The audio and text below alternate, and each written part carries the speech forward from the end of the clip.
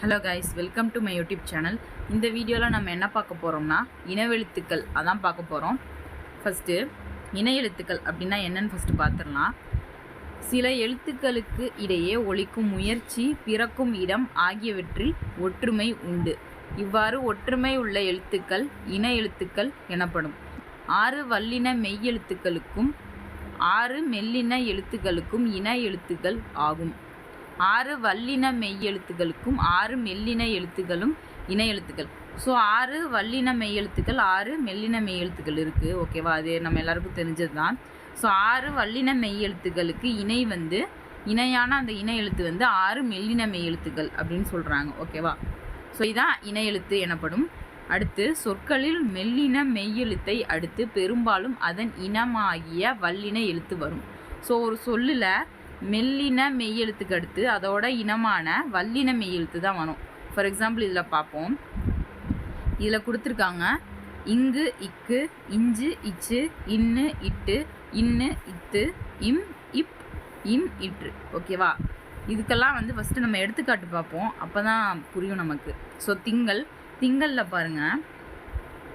So இங்கே இங்குக்கு இன எழுத்து இக்கு, இஞ்சுக்கு இன எழுத்து இச்சு, இன்னுக்கு இன எழுத்து இட்டு. ஸோ அது மாதிரி வரும். ஸோ திங்களில் பாருங்கள், இங்குக்கு அப்புறம் என்ன வருது? கா வருது. ஸோ இங்குக்கு அப்புறம் காவை தவிர வேறு எந்த எழுத்துமே வராது. சாவோ இல்லை வேறு டாவோ எதுவுமே வராது. இங்குக்கு அப்புறம் கா தான் வரும். ஸோ இங்கோட இன எழுத்து என்னது? இக்கு தான். ஓகேவா? ஸோ அதான் சொல்கிறாங்க. அப்போ எடுத்துக்காட்டு திங்கள். நெக்ஸ்ட்டு மஞ்சளுக்கு பாருங்கள், இஞ்சுக்கு அப்புறம் மஞ்சள், இஞ்சுக்கு அப்புறம் சே வந்திருக்கு. அப்போ இஞ்சோட இன எழுத்து என்னது? இச்சு. நெக்ஸ்ட்டு மண்டபமில் இன்னுக்கு அடுத்து டே வந்திருக்கு. அப்போ இன்னோட இன எழுத்து இட்டு. நெக்ஸ்ட்டு சந்தனமில் இன்னுக்கு அடுத்து தே வந்திருக்கு. அப்போ இன்னோட இன எழுத்து இத்து.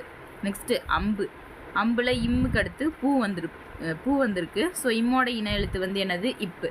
நெக்ஸ்ட்டு தென்றலில் இன் வந்திருக்கு. இன்க்கு அப்புறம் ரே வந்திருக்கு. ஸோ இன்னோட இன எழுத்து என்னது? இற்று.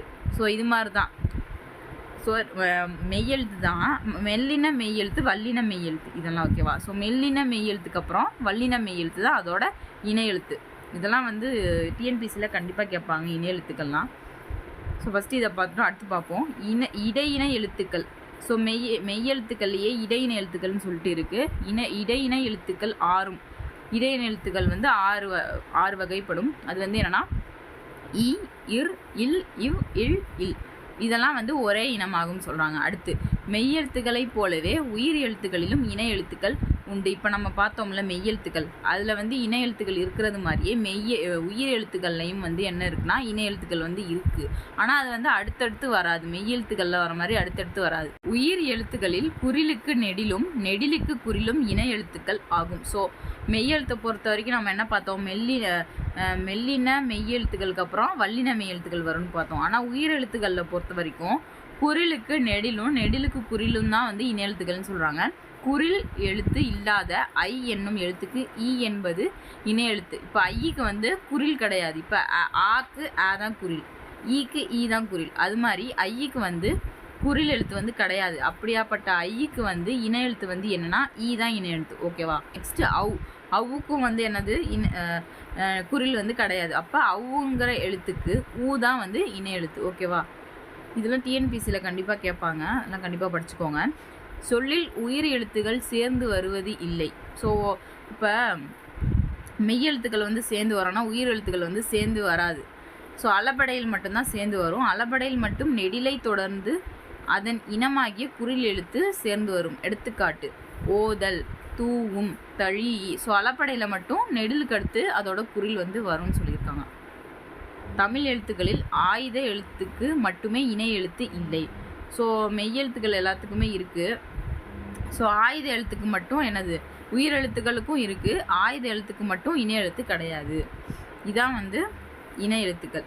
நெக்ஸ்ட்டு கட்டாய தமிழில் இதிலே டிஎன்பிசியில் கேட்ட ஓல்டு கொஷின்ஸ் பார்க்கலாம். ஐ, அவ் என்ற எழுத்துக்களின் இணை எழுத்துக்களை கண்டறிக. இப்போ தான் நம்ம பார்த்தோம். ஐக்கு இணை எழுத்து இ, அவுக்கு இணை எழுத்து உ. ஸோ செகண்ட் ஆப்ஷன் தான் ஆன்சர், இ, உ. நெக்ஸ்ட்டு பயிற்சி வினாக்கள் பார்க்கலாம். மெல்லினத்திற்கான இணை எழுத்து இடம்பெறாத சொல் எது? ஸோ மெல்லினத்திற்கான இணை எழுத்து இடம்பெறாத சொல் பார்ப்போம். மஞ்சள், வந்தான், கல்வி, தம்பி. இதில் வந்து பாருங்கள், மெல்லின எழுத்துக்கு இன எழுத்து இடம்பெறாத சொல் பார்ப்போம். இதில் வந்து தேர்ட் ஆப்ஷன் கல்விக்கு தான் அப்படி வரல, இடம்பெறாத சொல் கல்விக்கு தான் அப்படி இல்லை. ஸோ மஞ்சளுக்கு இஞ்சுக்கு அப்புறம் இச்சு வந்திருக்கு, வந்தானுக்கு இன்க்கு அப்புறம் இத்து வந்திருக்கு, தம்பிக்கு இம்முக்கு அப்புறம் இப்பு வந்திருக்கு, கல்விக்கு மட்டும்தான் அப்படி வரல. ஸோ இல்லு இவ்வு வந்து இன எழுத்து கிடையாது. அப்படின்னா தேர்ட் ஆப்ஷன் தான் ஆன்சர். நெக்ஸ்ட்டு ஐ என்னும் எழுத்துக்கு டேஷ் என்பது இன எழுத்தாகும். இப்போ தான் பார்த்தோம் ஐக்கு வந்து எது இன எழுத்துனா ஈ தான் இன எழுத்து. ஸோ செகண்ட் ஆப்ஷன் தான் ஆன்சர். நெக்ஸ்ட்டு அவ் என்னும் எழுத்துக்கு டேஷ் என்பது இன எழுத்தாகும். ஸோ ஊ தான் இன எழுத்து. அப்போ ஃபஸ்ட் ஆப்ஷன் தான் ஆன்சர். நெக்ஸ்ட்டு தமிழ் எழுத்துக்களில் டேஷ் எழுத்துக்கு மட்டும் இன எழுத்து இல்லை. இப்போ தான் நம்ம பார்த்தோம் ஆயுத எழுத்துக்கு மட்டும்தான் இன எழுத்து கிடையாது. தேர்ட் ஆப்ஷன் தான் ஆன்சர்.